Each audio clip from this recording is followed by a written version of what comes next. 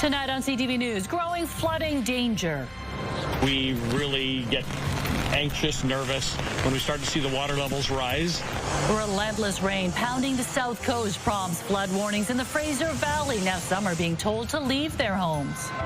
Why would we dismantle a program that's working in a false economy of trying to save money? A devastating blow for people with chronic illnesses. Why they could lose a clinic, they say, has given them new life. Any of us that look at that case could see that there was risk and that there needed to be action on that risk. The push to protect women like Bailey McCourt, who was brutally killed, calls to change the way we understand the risk of intimate partner violence.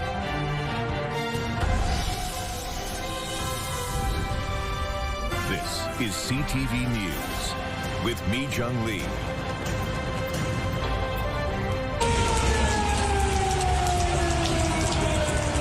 Breaking news as the flood siren is sounded just across the border in the city of Sumas, Washington, late this afternoon and heard in Abbotsford.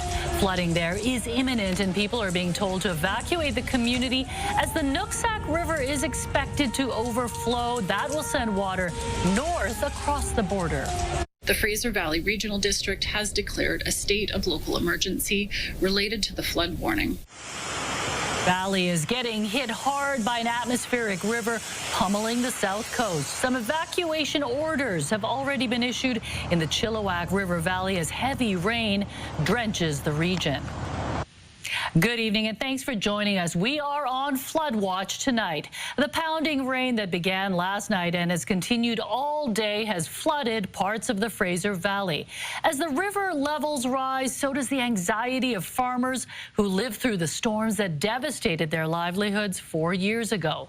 CTV's Michelle Bernaro joins us live from the Sumas Prairie. Michelle, how is it looking out there now? You know, Mi Jung, it's a very fluid situation. Those rains were just pounding down earlier today. And just as you're driving, the water washing up, it was actually quite intimidating just to be on the roads. Now, as you heard, the sirens went off this afternoon just across the border in Sumas, Washington, indicating that flooding is imminent. Now, on this side of the border, things have been changing.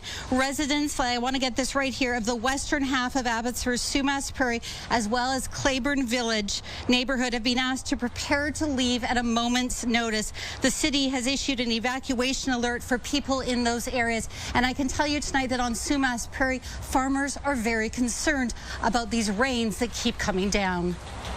There are swollen creeks and flooded roadways. There are roads shut down altogether. We've created essentially a storm highway where all these Pacific weather systems are able to just pretty much direct themselves all the way to our region. Out on Sumas Prairie, fields are underwater. Anxious, nervous when we start to see the water levels rise. It's definitely concerning. And tensions are high. I may have to evacuate those heifers. I have a contingency plan in place for that. There is worry the Nooksack River in Washington state could spill its banks and cause flooding here like it did in 2021. It's triggering, I'll admit that. Yeah, it brings back a lot of memories. The River Forecast Center says while they're expecting water levels below the catastrophic 2021 flood, similar levels of water are possible if rainfall amounts go at the higher end, particularly in the Mount Baker area, which feeds the Nooksack. The weather models are kind of showing quite a large range from more like 150, 180 millimeters of rain, but even in some of the models, like the Canadian model has upwards of 400 millimeters in it. I think that's an outside scenario, but that's what's also causing this alarm. Meanwhile, anxious farmers say not enough has been done to protect them from flooding. There have been no improvements that would prevent a flood from 2021 for the West Sumas Prairie. Absolutely nothing. We need pumps put on the Sumas River. That'll help protect the West Abbotsford side of things and get the water away from there. As the rain pounds down, farmers expect they will face a sleepless night, watching and worrying. Now we are near the Sumas River. This park behind me, just take a look at this. The waters, even since we got here, have come up quite a bit this afternoon. You can see what that's doing. The place is all flooded, and we're told that it's in the about 7 hours historically after the heavy rains happen that we see the waters rise the most. I'll tell you that that farmer that I spoke to earlier today, who was concerned about the flooding in his heifers, he's saying now tonight that he is going to have to move those heifers. He's very worried, as are many other farmers here tonight. Mijung? Yeah, definitely an anxious night for people living in that area. Michelle Bernoro reporting live tonight from the Sumas Prairie. Evacuation orders and alerts have now been issued for a list of properties along the Chilliwack River. CTV's Craig Krause is following this in the Breaking News Center. Craig, what are we learning? Well, Mijung, this afternoon, the Fraser Valley Regional District ordered people living in 8 properties in the Chilliwack Lake area to evacuate. We're going to show you a map of what it's looking like right now. You'll see that on your screen. 8 properties listed on Wilson Road that fall under the evacuation order. The district has also issued an evacuation alert for 12 properties along Chilliwack Lake Road. If you are in the alert area, the district says you must prepare to leave on short notice. Here's what the minister had to say about the situation the province faces right now. We are in a very dynamic situation, and people and communities must prepare for potential flooding, particularly in low-lying areas. We are working directly with local governments and First Nations and partners in Washington State to ensure everyone has what they need to keep safe. And Mijung, as you heard right there, this is a dynamic situation that will bring you the latest throughout the evening as this information does come to our newsroom. Mijung? Thank you, Craig. Yep. And near Hope, traffic has been severely affected as a stretch of Highway 7 has been closed due to a rock slide. The slide has shut down the highway in both directions for approximately 28 kilometers between the communities of Kent and Hope. According to Drive BC, the affected area is between the Highway 9 junction and Ross Road. Drivers are being advised to find an alternate route. South of the border, floodwaters are rising fast, forcing evacuations and prompting Washington's governor to declare a statewide emergency.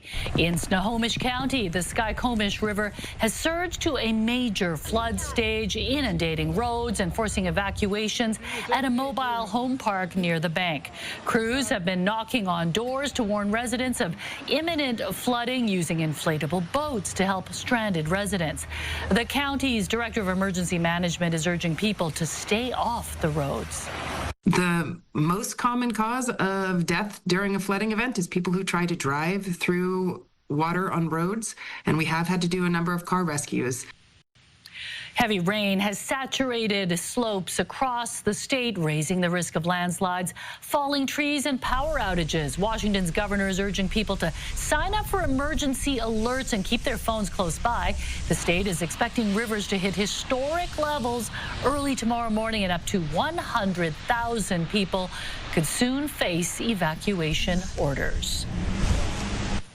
And Ann Liu joins us now. This is definitely a fast-changing situation. And as Michelle was saying, she's just watching the water levels rise right before her eyes. And it'll continue to do so as we head through this evening, because the rain won't let up until the overnight hours. So warnings are in place. In yellow, the rainfall warnings, it is for West Vancouver Island, Howe Sound, Sunshine Coast, Metro Vancouver, Fraser Canyon, as well as the Kootenay region and Elk Valley. So this is a normal warning. It is short term, and it is localized. In orange, the level orange warning is for the Fraser Valley, stretching to Hope and the Hope-Princeton Highway, Highway 3. Upwards of 130 millimeters of rain expected. This is a severe warning, so multiple impacts, widespread impacts that could last multiple days. Also, this rainfall causing a flood warning in place for the Fraser Valley, a flood watch for the Similkameen region as well as Tulameen as we head into the next few days. Everywhere else in yellow, seeing a flood high stream advisory that is in place for pretty much the south coast and southern interior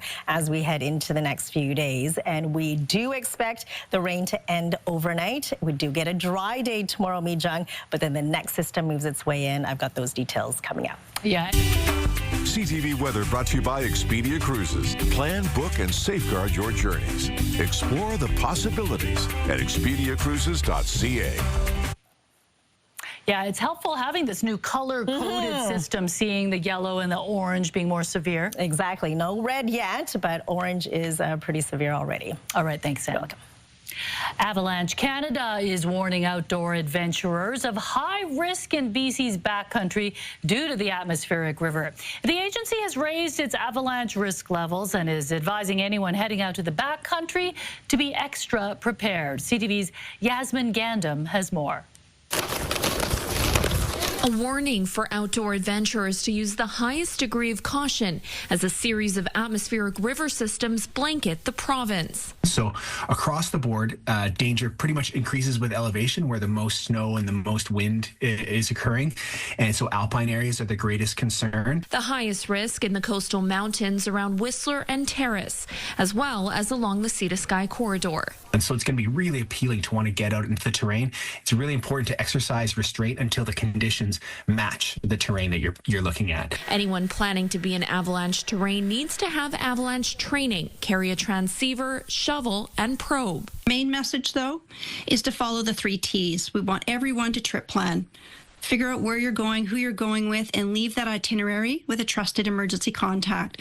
The second T is training. Make sure you have the training for the activities you're choosing to do. The third T is taking those essentials with you. The advice is to check Avalanche Canada's forecast before heading out and take steps to stay safe.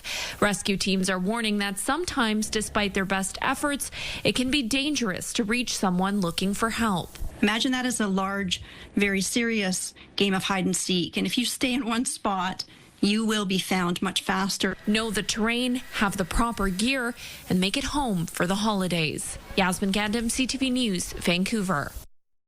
Premier David Eby was in the hot seat today, addressing questions about the province's economic challenges. From uncertainty about private property rights to industries reeling from the tariff war. As CTV's Rob Buffum reports, critics are giving the Premier a failing grade. Premier Eby assessed the state of BC's economy after a year of fiscal hurdles in front of a potentially hostile crowd, the BC Chamber of Commerce.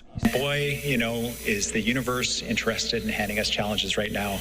Off the top, the Premier pointed to the impact of President Trump's tariffs. President Trump has completely upended the global trading order and the relationship that Canadians and British Columbians relied on. This has hit our forestry sector hardest of all. Eby also pointed, however, to various energy projects getting the green light from Ottawa worth billions of dollars, and efforts by the NDP to tighten its fiscal belt as promised. That we would reset our relationship with the business community over the next year.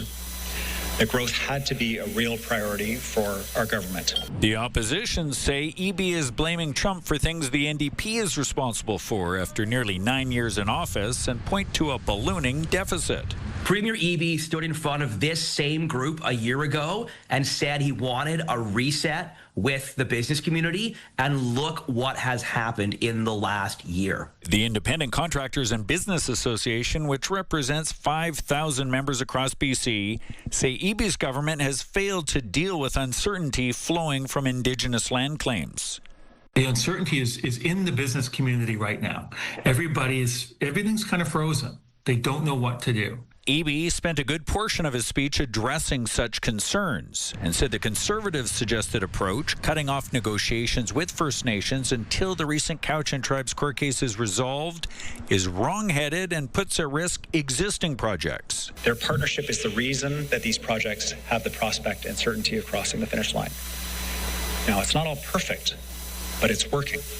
Gardner points to healthcare and public safety as 2 areas where he says quality of living is going the wrong way in BC. We give him an F. He's failing. They're failing on every single metric. But the Premier says better days are ahead and his government deserves a much better grade, especially in light of the headwinds it's faced and projects it's attracted. And Rob Buffum joins us live from Victoria. And Rob, what more did Premier Eby say about addressing uncertainty created by recent court cases about Indigenous rights? Well, Majung, Premier Eby said that he would indeed be amending DRIPA. That's the legislation that governs Indigenous rights here in the province. He'd be amending DRIPA during the spring session of the legislature, so we can expect that sometime in the next coming months. Majung. Thank you, Rob. It's a critical tool that is designed to save lives. Advocates are calling for a major shift in the use of risk assessments in the case of intimate partner violence cases. CTV's Martin McMahon has more.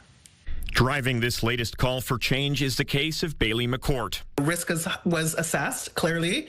Any of us that look at that case could see that there was risk and that there needed to be action on that risk. McCourt was beaten to death with a hammer in Kelowna in July. Her estranged partner, James Plover, has been charged with her murder, with the killing happening just hours after he was released on bail while accused of choking and uttering threats. Evidence at the trial involving the choking and uttering threats case have revealed Plover ticked every factor police look at when assessing risk in intimate partner violence cases. Risk assessment is a tool that the criminal legal system has right now that it can use for the benefit of the safety of victims of intimate partner violence. And the question is whether or not they're going to use that. This week, the provincial and federal governments announced new measures to tackle the issue of intimate partner violence. I'm looking forward to all that's next in the sense of how we can implement these practices for the benefit of victims and survivors. BC Attorney General Nikki Sharma says the province has begun implementing 13 of 21 recommendations from an independent report on gender-based violence and femicide. But she could not say when all or any of them would be fully implemented. So I don't have an outward timeline, but what I am committing to is to give regular updates, including an annual report about our progress related to each of those items. Plover will next appear in court in relation to the murder charges against him in the new year. Martin McMahon, CTV News, Vancouver. An RCMP officer who used a battering ram to break through a door at a Coquitlam condo took the stand in New Westminster Court today. He testified about the chaotic exchange of gunfire that followed and led to the death of Constable Rick O'Brien. CTV's Ben Milger has more from the first-degree murder trial of the man accused of killing the Coquitlam officer. Nicholas Bellemare was not a subject of the drug investigation that led police to a Coquitlam condo tower in September of 2023. And when Mounties broke down the door, they did not expect to find anybody inside. Instead, they found themselves in a shootout in a confined space. Under cross-examination on Wednesday, Constable Jarrett Lyons testified about using a battering ram to breach the door before 4 other RCMP officers made their way inside. Constable Rick O'Brien, armed with a carbine rifle, led the way. Lyons testified he heard several loud bangs, which he believed to be rifle shots. He said he saw flashes of light, which he described as starbursts, in the dimly lit hallway. Moments later, back in the main hallway of the building's 22nd floor, he noticed another officer had been wounded, and the two moved to a stairwell where Lyons applied a tourniquet to slow the bleeding. They briefly became locked in that stairwell before another officer opened the door. Being locked in the stairwell and not knowing what was going on and then going back into that was incredibly terrifying, Lyons told the court. Once back in the main hallway, Lyons saw another RCMP officer over top of a suspect who was face down on the floor. Bellemare was arrested at the scene. The Crown alleges Bellemare shot O'Brien in the face with a prohibited AR-15 style rifle. Bellemare was hit in the arm in the exchange of gunfire. Other officers are expected to take the stand later in the trial, including Constable Amber Carlson, who the court has already heard shot and arrested Bellemare. Ben Milger, CTV News, New Westminster. A man arrested in relation to an extortion-related shooting last month appeared in court today. 21-year-old Avtar Singh appeared in court virtually alongside an interpreter. Singh was arrested last week for his alleged involvement in a targeted shooting at a South Surrey mansion on November 12th. He's been charged with 1 count of unlawfully discharging a firearm. His next court appearance will be on Friday to confirm a bail hearing date. Good news for those who fly Harbour Air. A new loyalty program could help them rack up points toward free flights. Also ahead. Why would we dismantle a program that's working in a false economy of trying to save money? The clinic has been life-changing for patients with complex chronic issues. Now it's facing funding cuts. We hear from the patients when CTV News at 6 continues. Stay with us. The province has been scrutinizing spending in every ministry as it tries to control costs. Now, chronic disease patients at a very specialized medical clinic are sounding the alarm about their access to life-improving treatment. CTV's Penny Daflos explains. Thousands of British Columbians are suffering in silence from illnesses like chronic fatigue syndrome, fibromyalgia, and long COVID. I was completely bedbound, unable to speak or eat, could not care for myself. I could not care for my daughter. Denise Askin spent years searching for a diagnosis and help. In 1 year, I had over 100 medical appointments. Because most patients don't understand their illness, they're actually getting worse when they see us.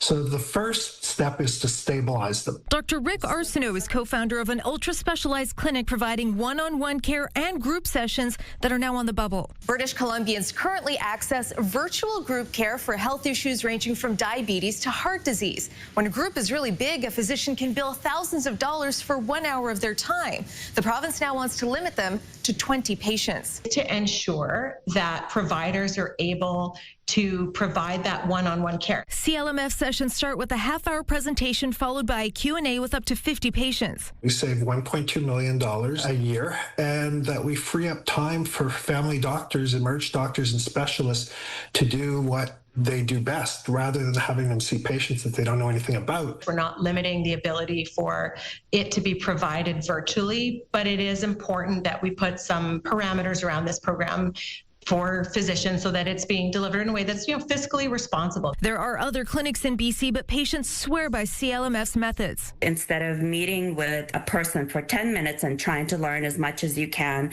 you actually have an hour, sometimes an hour and a half, to learn so much more. Dasha Axelson was a daily runner and nurse debilitated by long COVID. After attending the clinic, she's more present for her daughter. I can attend her Christmas concert, so it's a little bit, sorry, I get a little teary. And so patients are advocating for others to have the same chance for improvement. This is not a support group. This is my only access to safe, effective, and informed medical care. Virtual group limits are expected to be imposed early in the new year. Penny Daflos, CTV News, Vancouver. An annual campaign has returned for the holidays with the goal of delivering more than 1,000 care packages to BC residents in need. For a single mom on a very, very fixed income to get a little bit of relief, to give her maybe the opportunity to not have to make an impossible choice around feeding her family or buying a small gift, goes a long way. Dozens of volunteers gathered at the Rocky Mountaineer Station in Vancouver today. The Cause We Care holiday drive aims to assemble and deliver 1,200 care packages for single mothers and low-income families in the Lower Mainland. This year's care packages include an assortment of gifts and treats, along with a $100 Save on Foods gift card, all inside a Herschel backpack. An 11th-hour deal prevented chaos for Air Transat passengers, and a dramatic scene captured on camera when a small plane crashed into a car on a busy highway. Amazingly, no one was seriously hurt. That's ahead. Incredible video shows the moment a small plane hits a car on a busy Florida highway. It happened as the plane attempted a crash landing after losing power in both engines. Amazingly, no one was seriously injured. Authorities say the driver of the crushed Toyota Camry, a 57-year-old woman, was taken to a nearby hospital with minor injuries, while the pilot and passenger, both age 27, escaped unharmed. Thousands of Air Transat passengers can breathe easier tonight after a pilot strike was narrowly avoided, but not before some travel plans were thrown off. CTV's Scott Hurst has more on the tentative deal and what it means for ticket holders. It came at the 11th hour, but the pilots' union and Air Transat reached a deal to avoid a strike just hours before pilots were set to hit the picket lines, a move that would have grounded the entire fleet. It's nice to know they got agreements. The 750 pilots will now get a chance to vote to ratify the agreement. The union says the deal brings its members in line with industry standards and delivers on the goals of better job security, enhanced compensation, and more flexibility in scheduling. But details have not been made public. The airline is calling the deal an important milestone and a complete overhaul of the pilots' collective agreement. We found the right balance that will allow us to remain competitive, have competitive salaries, while preserving the DNA of offering affordable products to our customers. Just shy of 20 flights were canceled between yesterday and today in preparation of a strike. Air Transat says canceled flights will not be reinstated. But ongoing reservations should not be impacted as the airline gets back up to full service by the end of day tomorrow. Scott Hurst, CTV News, Toronto. Air travelers and points collectors could take advantage of a new partnership between a BC-based airline and one of Canada's biggest carriers. Passengers of Harbour Air can now earn points on their flights through Air Canada's loyalty program, Aeroplan. By next year, they'll be able to use those points to book flights on the seaplanes.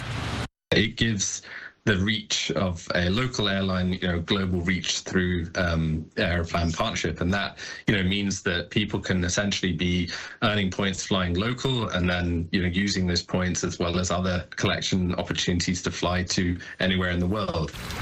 Harbour Air says it hopes the partnership benefits its regulars, including local travelers and people who fly for business. A milestone honor for Italian food, what it means to be granted a UNESCO designation. And most of us can only dream of owning a Picasso, but this one's actually being raffled off and could be yours for $150. That's ahead on CTV News at 6. The Nobel Peace Prize has been awarded to Venezuelan opposition leader Maria Corina Machado. Her daughter accepted the prize on her mother's behalf during an emotional ceremony. Maria Corina. The presentation was followed by a long-standing ovation. Machado's daughter read her mother's speech, which included the line, "We must be willing to fight for freedom." Machado was unable to get to Norway for the ceremony. She's been living in hiding and has not been seen in public since January the 9th, when she was briefly detained at a protest. An original Picasso painting worth $1.6 million is being raffled off for charity in Paris. The portrait of a woman titled Tête de Femme was painted in 1941. It could be yours for €100 a ticket, roughly 150 Canadian dollars. A French charity hopes to sell 120,000 tickets online, with all proceeds going to Alzheimer's research. The raffle has the backing of Picasso's grandson, who helped secure the painting from the Opera Gallery. The winner will be announced in April. Italy's national cuisine is now the world's first entire food tradition to earn UNESCO status. The designation, confirmed today by Italy's Prime Minister, is meant to protect the country's way of growing, harvesting, preparing, and serving food.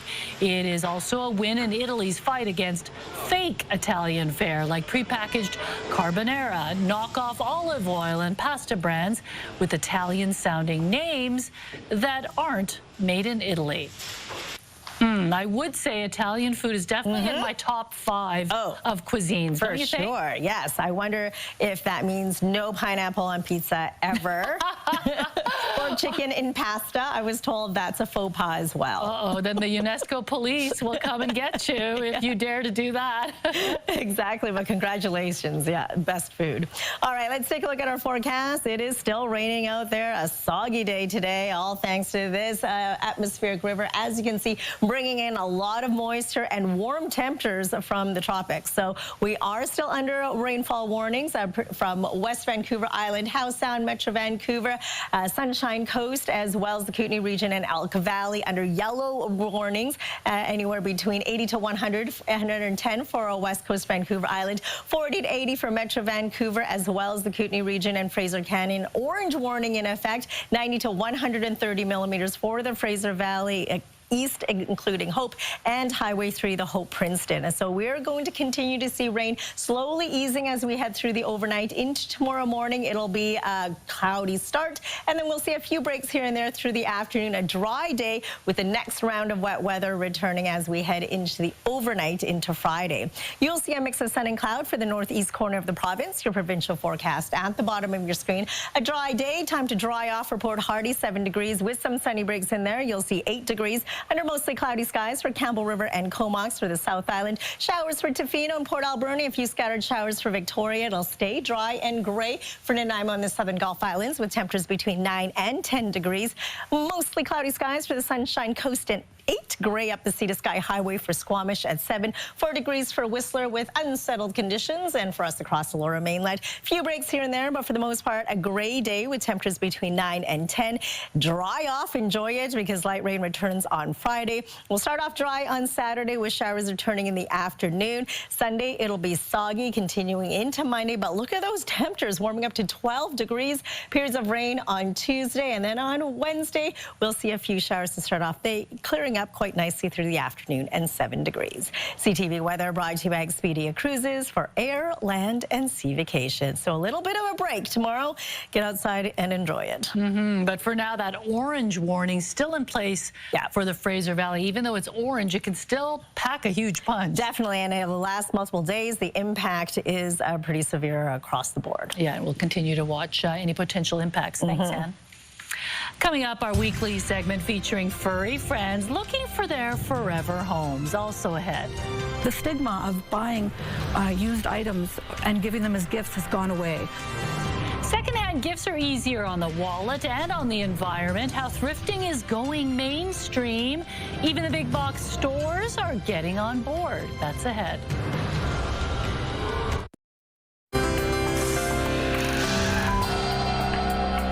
Taking a look at today's markets, the Canadian dollar traded for 72 cents to the American dollar. Oil was up 21 cents, closing the day at $58.46 a barrel. Gold lost $11.50 on the day. The TSX and the Dow Jones both made gains, up 246 points and 497 points respectively. Apple has unveiled its most downloaded apps and games of the year in Canada. ChatGPT gained top honors for the best free iPhone app. It was followed by Temu, Threads, Google, and TikTok. The top paid app was the Shot on Rocket VPN. The top paid game was Minecraft, and the top free game was Block Blast. As many Canadians trim their holiday budgets this year, gift shopping is getting a retro makeover. More people are searching for second-hand gifts, from thrifted fashion to nostalgic finds.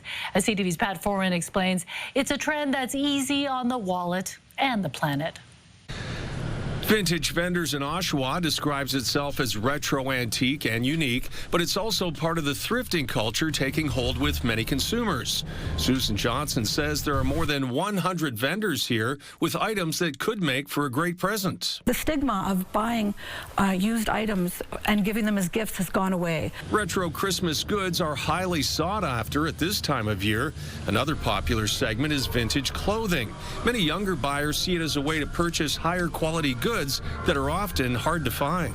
I don't think this will last very long in the store because the fact that it's the bay, it's this gorgeous red color in looks like amazing condition. Consumer Reports says thrifting has gone mainstream and people are more willing to accept a secondhand item. I think people's feelings towards that have changed a lot in the last couple of years. Thrifting can help you find something really special and meaningful for the people on your list. Researchers also say consider refurbished electronics, as you can often get something used that's dependable for a fraction of the price. Your best bets are smartphones that are no more than 3 generations old, laptops, desktops, monitors, gaming consoles, TVs less than 3 years old, cameras, routers, and audio devices. Consider refurbished products sold at big box stores, which often come with a return policy or warranty. No matter what kind of second-hand item you buy, it's also good for the planet. All the items we have here, if we weren't reselling them and reusing them and recycling them, they would be ending up in the landfills. When it comes to toys, many people are nostalgic for the past. They love collecting Hot Wheels, Superman, Batman, and anything Star Wars. Toys from the 90s are really hot right now for the kids that are in their 30s right now. They're buying stuff that they played with. By thrifting items or checking out vintage shops, you could discover some unique goods you won't find anywhere new, and you may save some money at the same time. Pat Foran, CTV News. Sad news for fans of the Confessions of a Shopaholic book series, as author Sophie Kinsella has died at the age of 55. Kinsella, whose real name is Madeline Sophie Wickham, had been diagnosed with an aggressive form of brain cancer in 2022. A statement posted to her Instagram account read, "She died peacefully, with her final days filled with her true loves, family, music, warmth, Christmas, and joy." Her books have sold more than 50 million copies worldwide. Juno, Helena, and Sadie Mae are all ready to be adopted. Our pet rescue segment, Homeward Bound, is still ahead. Plus, tattoo tribute. Adam finds out how a tattoo artist is striving to make a positive, permanent impact over the holidays. Coming up on the Sawatsky sign-off. Right now, here's Carrie Adams with a preview of Your Morning Vancouver. Is intervention the key to stopping extortion-related violence? Thursday on Your Morning Vancouver, we'll learn more about the Abbotsford initiative that gives those lured into a life of crime a chance to get out. Also, how the cost of living is impacting families with newborn babies and how you can help. Plus, we'll take you on a trip through BC's Ale Trail as we learn about these local breweries. We'll see you in the morning.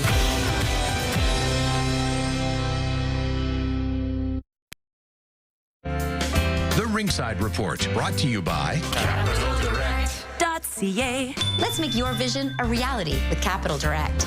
Call and talk to our team today.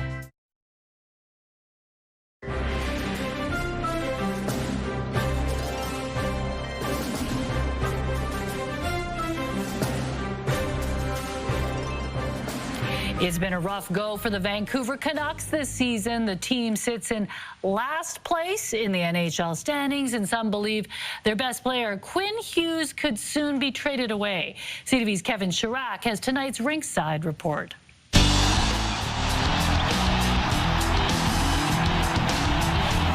Blue line long shot tipped in.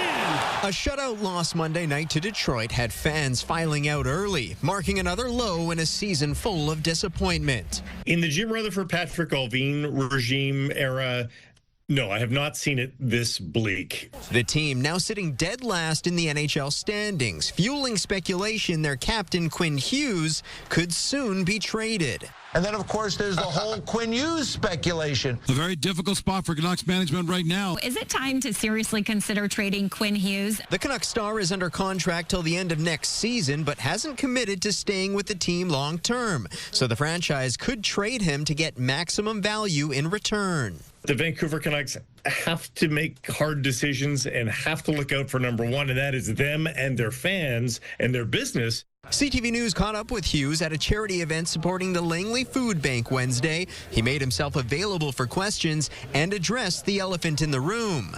Are you intending on staying long term? Is there anything you'd like to say to fans at all?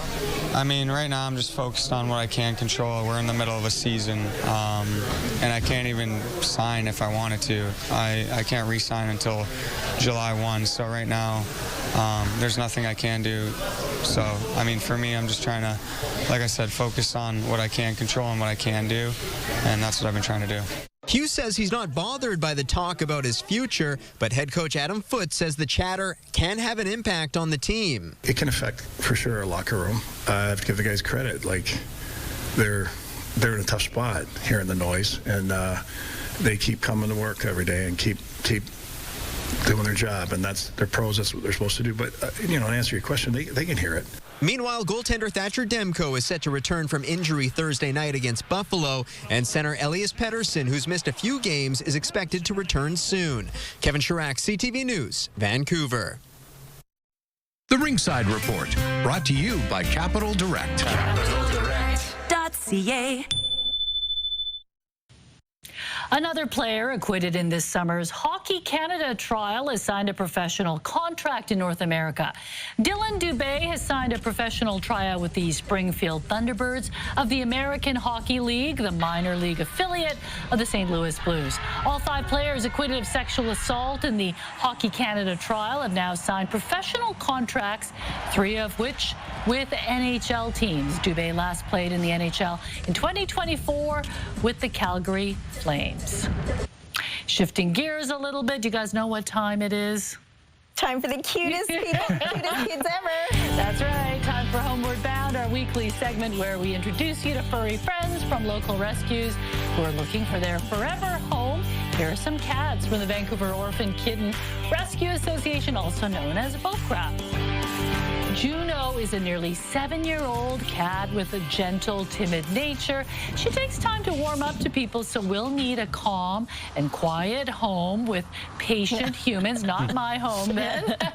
Once settled, she enjoys curling up in her favorite bed, playing with toys and people watching. Independent but affectionate, Juno will thrive in a peaceful home with consistent routines. Adorable. And Helena is a sweet, gentle 2-year-old cat that loves bird watching, playing with her mouse toy and cuddling. Sensitive to stress, she takes daily medication in her food to help her feel secure. Helena prefers to be the only pet and would do best with someone who is home often.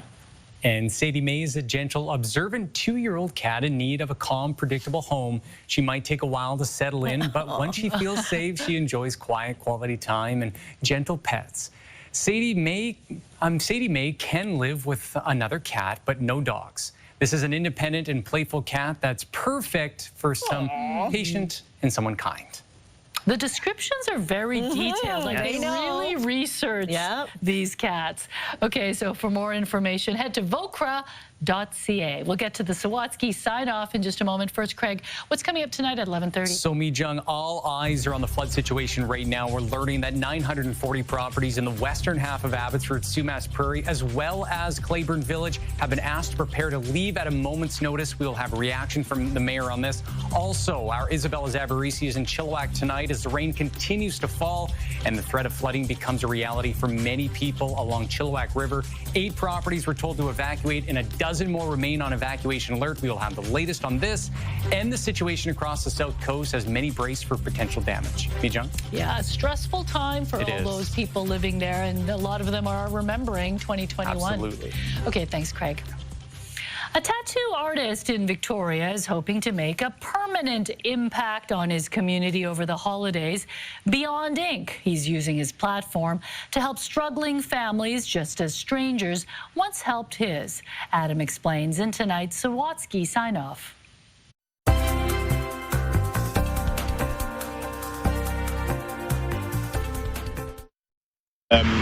This tattoo is done. Of all the people Jesse Braden has paid permanent tribute to, I had my mom's name tattooed. his mom Carol has made the most enduring impression. It's difficult when you're a single mom raising 2 kids and working and trying to put food on the table as well as provide Christmas presents. But when Jesse looks back on his Christmas past, it's very cool taking a trip through time. He sees his younger self always happy on the big day, despite the dread he often felt during the days leading up to it. There's obviously a lot of comparison. You see what other people receive and you're left with nothing but to kind of look at what you have. Or in Jesse's case, don't have. Yet come Christmas, he would always find he did have something wonderful under the tree. I obviously thought that a lot of those were brought to me by Santa, and then later in life, as I became more mature, my mom kind of informed me of the help that we received throughout the years. And Carol always encouraged Jesse to be grateful, and whenever they could, pay that generosity forward. It kind of thrust me into the man that I grew up into being. Now that he runs his own tattoo shop, Rebel Ink, Jesse and his fellow artists raise thousands of dollars every year by donating all the money they make from inking pre-designed tattoos to Santa's Anonymous, the same charity that once helped his family. And I hope that we are able to provide presents, food, a general feeling of fullness in their house. Like tattoos, Christmas memories make a permanent mark on our lives. So like his mom, Jesse's striving to make an indelible, positive impact on other people's hearts. Adam Sawatsky, CTV News, Victoria. Great that he's giving back to the community in that way. That's so great. Do you guys have any tattoos? I have 0. No. Not yet. Too. Not yet. Yeah. Oh, You're considering it? Not really. I'm kind of afraid of the the pain. Yeah, exactly. The needles. Well, if you ever do, we definitely have to bring a camera with you. Absolutely. Absolutely. That'd be Sawatsky's next story. Yeah, we'll document Me the crying. whole process. That's TV I want to tune into for sure. All right, let's take a look at our scenic snapshot for tonight. A break in the rain in Haida Gwaii. Thanks, Caroline, for sending this beautiful photo in. And we want to see your scenic snapshot as well, so you can email us at scenicsnapshot@ctv.ca. And I bet a lot of people are hunkering down. I don't think they're out and about taking rain or flood shots for us, and we don't need them to either. Yeah, and you don't want to be driving probably in the Fraser Valley right now. And Craig, you're going to have all the latest news. And you also mentioned the Sumas border crossing closed right now. We're following that right now. We'll have all those details at 11:30. There's a bunch of developments across the entire portion of the province. So busy night ahead of us. All right, thanks, Craig. Thanks for sharing part of your evening with us. Good night.